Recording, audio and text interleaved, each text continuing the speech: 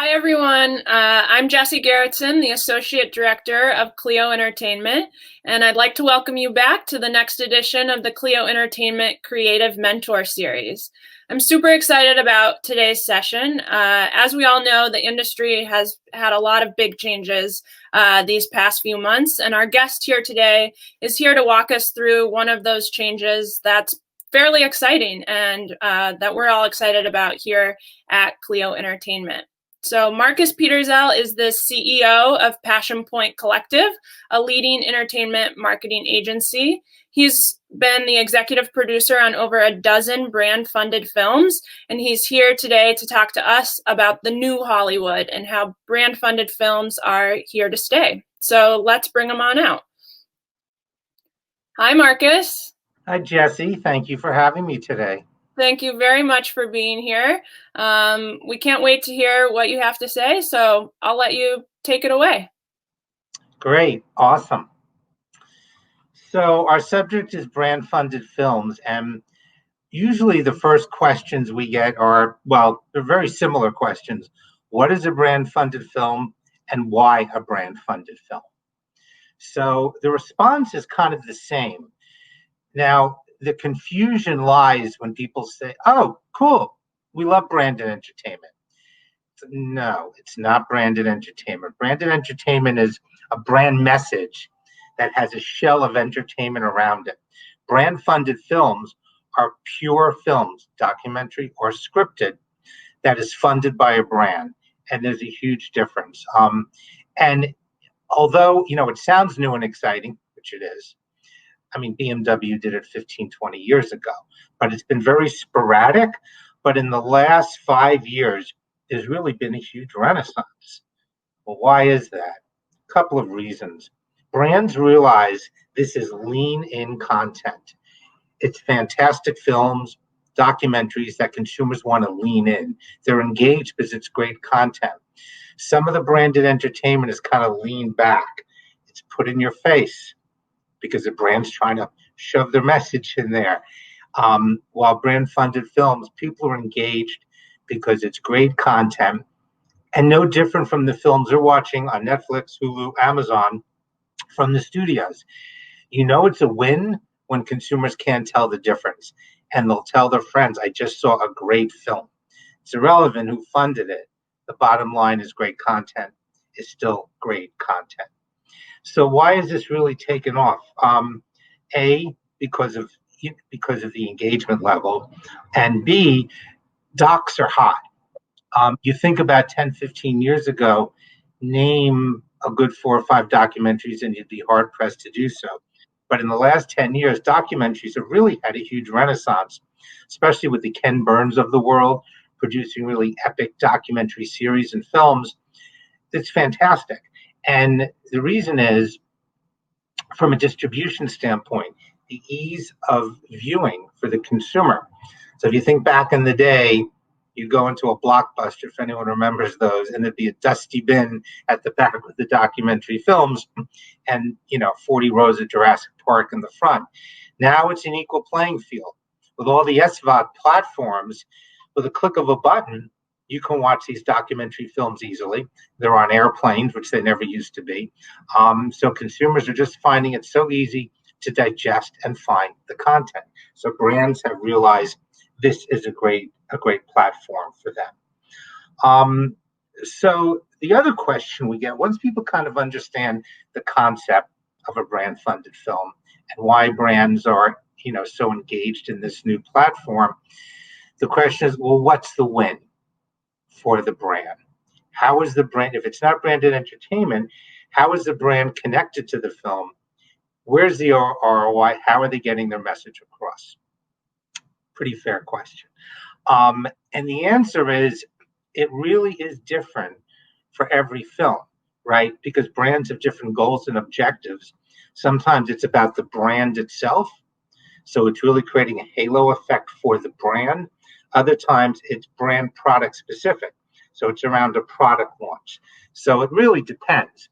So the idea is, before a brand commits to a film, upfront, they're going to decide on the goals and the ROI and make sure they're achieved.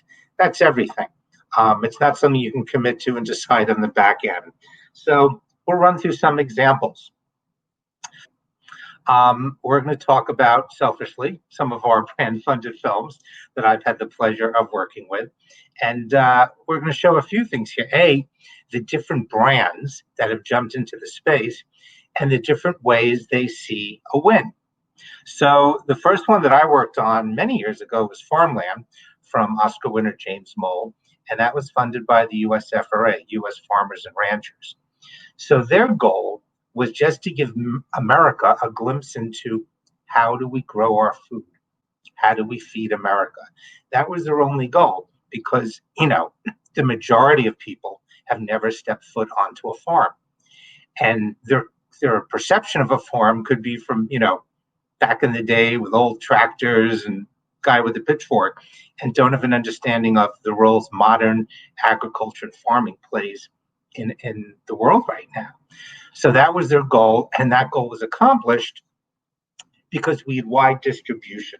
So by having Farmland on Netflix, Hulu, Amazon, and 140 theaters, they got the eyeballs, and their eyes were open. Wow, this is farming today. IBM's film, Code and Response, was a fantastic film about young geniuses, the younger generation, using technology to help save our world, save our environment. And IBM wanted that halo effect, to be connected to that concept. So, again, there was no pushing logos, pushing products in these films. They're really getting across an idea and a concept around what the theme of the films are. And although most of these are docs, scripted is starting to grow. So we did a fabulous film with HP called Wake Up. Olivia Wilde directed it. Margaret Qualley from Once Upon a Time in Hollywood starred in it. And this was interesting. This was almost for a technology company, a film that just talked about what too much technology can do. It was a 10-minute scripted short, and we premiered it at during the Sundance Film Festival. So again, this was just more of a branding exercise for HP. Haagen-Dazs, as I mentioned before, this was an example of a brand product launch. So this was a line of artisan ice cream.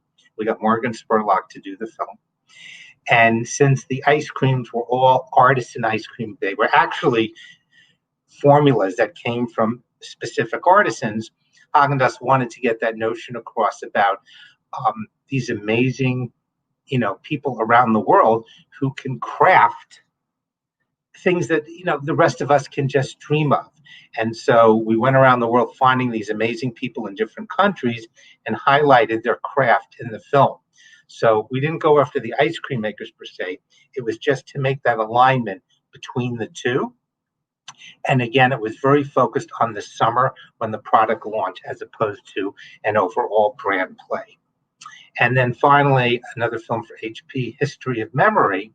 Again, when you watch this great film, and it won at the Tribeca Film Festival, so I would encourage everyone to watch it on HP in the garage. So with this film, it was about how one photograph changed someone's life. They're fantastic stories, and the message here for HP was, don't keep all your photos on this thing, right? If your phone disappears, if you're not backed up, your photos can disappear. So it was all about an amazing photo that changed someone's life, which makes you think, what amazing photo do you have that you should print out and keep and cherish?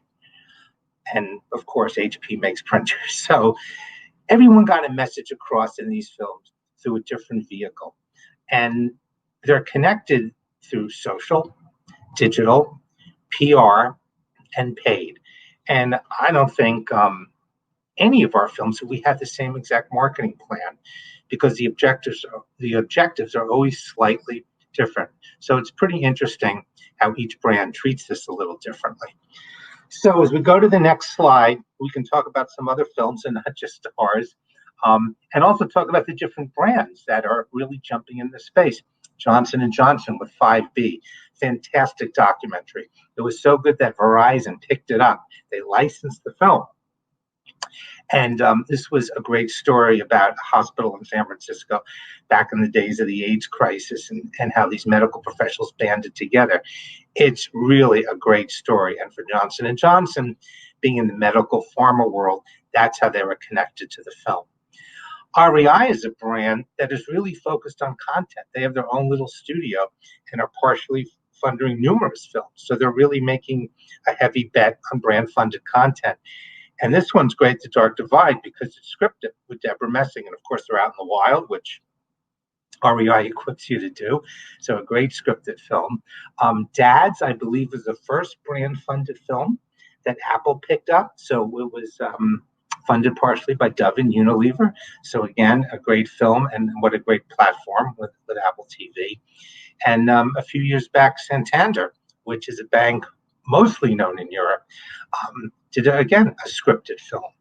So you can see whether it's finance, retail, beauty, so many categories are really jumping into this fray. So let's talk a little bit about results and how did they get exposure and amplification for the films. So there's no time like the present, and the film we're working on right now is Dear Future Me. It's a film by HP. There are two short films about students who wrote letters to their future selves. We're going to go to a little case study here. So Dear Future Me, we went with the idea of just making great content. The story was fantastic about students who wrote letters to their future selves, and then we showed the students as they read the letters back. And we showed the sixth graders writing the letters, and we showed the seniors reading the letters that they'd written 6 years ago. And we shot it during COVID, which was amazing that we were able to pull that off. And it really was a great message, but we didn't have a quote unquote Oscar-winning director, even though the directors are fantastic. And we didn't have any celebrities. But the film captured a moment in time. It really just touched such a poignant moment in these kids' lives that we said, wow, this should really get a big launch pad. So my team pitched it to the Today Show, and bam, they decided to feature the film for 15 minutes with the HP branding. No media buy of any kind. We've never had such a big hit at this level. So let's take a quick peek at it. A new documentary called Dear Future Me is about students in Maplewood, New Jersey, who in sixth grade are given a special social studies assignment to write a letter to their 18-year-old self. The letters are signed, sealed, and then opened 6 years later as the students are about to graduate high school. But this year went differently, with some seniors reading their letters aloud. It was all captured on camera. Take a look.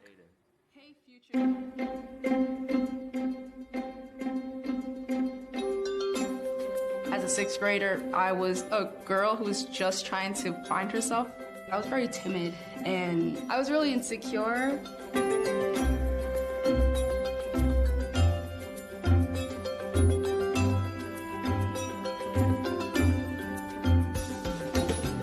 Okay, here goes. Dear Aiden. Hey, future Jackie. Dear future Oriane. Dear Armand in the future. I knew I did put money in it. I got 20 bucks. Are you still friends with William, Riley, Cece, Ellie, and Hannah? I'm not. Let me fill you in. Mom and Dad got divorced. I have a few questions for you. How are politics? Who is the president? Oh boy. And it says, I really hope that we haven't given up on our hope to marry. Oh dear, no. Let's just say I got over this crush. Did you actually lose weight and look good and hot in 7th grade? Because that's my goal. No.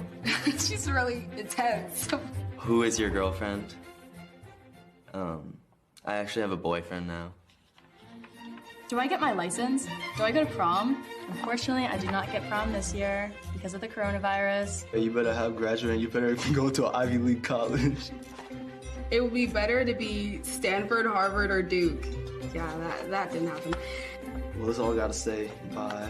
From Armand, 2014. From past Aiden. Until then, Juliet, 14. So it went on for another 10 minutes. Really a huge feature for the film. So again, another example from looking at exposure points on how eyeballs can be attached to these amazing films. So I think a lot of brands, since this is such a new medium and they're not in the business of making movies, they're a little scared. It's like, this is a lot to take on. This sounds like a huge project, which it is, and which is why, my agency exists. So we do have a little checklist, though. People ask, what are the key things we need to know when, venturing into these uncharted waters? What do we really need to watch out for? And, what's kind of what's the checklist? So let's go. One, the project must be treated as a feature film, not branded content. So all the choices you make have to be made through the lens of what the studios do for a feature film, not just a 4-minute piece of branded content that you show up, on YouTube. So it's critical. And the other 4 points will kind of feed into this. So the director, not saying you're going to get Ron Howard, but by getting an award-winning director, whether they won an Emmy or an Oscar or were nominated, it elevates the film automatically. Press pays more attention to it. Distributors pay more attention. So getting a director, who's accredited makes a huge difference. And they all need funding for their docs, so it's not as expensive as one would think. 3, use the pros for your key art and trailer. A lot of the brands will just use their graphic design or say, we can do a trailer in-house. There are people who do this for a living. They make trailers for the big movie studios. They make the key art. It makes a huge difference. This is your marketing material and your assets. Use the pros. Then distribution comes first. So many brands that we've run into created a film and didn't have a distribution strategy. So it's important to agree upfront. It could just be on the brand's own outlets. There's nothing wrong with that, but that has to be put into the plan up front. But if you're looking for premium distribution on the SVODs and the Hulus and Netflix, or all the, Roku, Apple TV, or going into theatrical or going on TV, all of that's possible. We've had our films on all of those outlets, but you need to know upfront. So as you're making the film, you're keeping the distribution requirements in mind. So distribution is key. And then lastly, pick your PR moment to launch. Create a moment around the film that will draw media in. For the most part, we like to premiere our films at film festivals because you already have media on location. They're there to watch movies. So as long as you've got a great premiere spot, maybe get an influencer celebrity to host the premiere, that's a great way to get the media in one room and seeing it on the big screen. Many of these films look fantastic, but if you're just going to look at it on your phone, you're not getting the full impact. So there's other ways to do, private screenings. We find the film festivals, of course, until COVID hit, worked well for us. But now there's drive-in movie options, so many ways to do it. But you need a big bang to launch the film. So that's kind of our moderate checklist on what to keep in mind. Obviously, there's a lot of more points to consider, but hopefully this was helpful. Obviously, if anyone has any questions, you can find me on LinkedIn or passionpointcollective.com. But jump in the water. It's really a fantastic medium. Brands are really having, kind of a marketing renaissance with this new platform. So let's look to the future. Thank you. Thank you, Marcus. That was fascinating. No problem. Thanks for having me. Really happy to have you here. And thanks everyone for tuning in, and we'll catch you in a couple weeks. Have a good one. Thanks, everyone.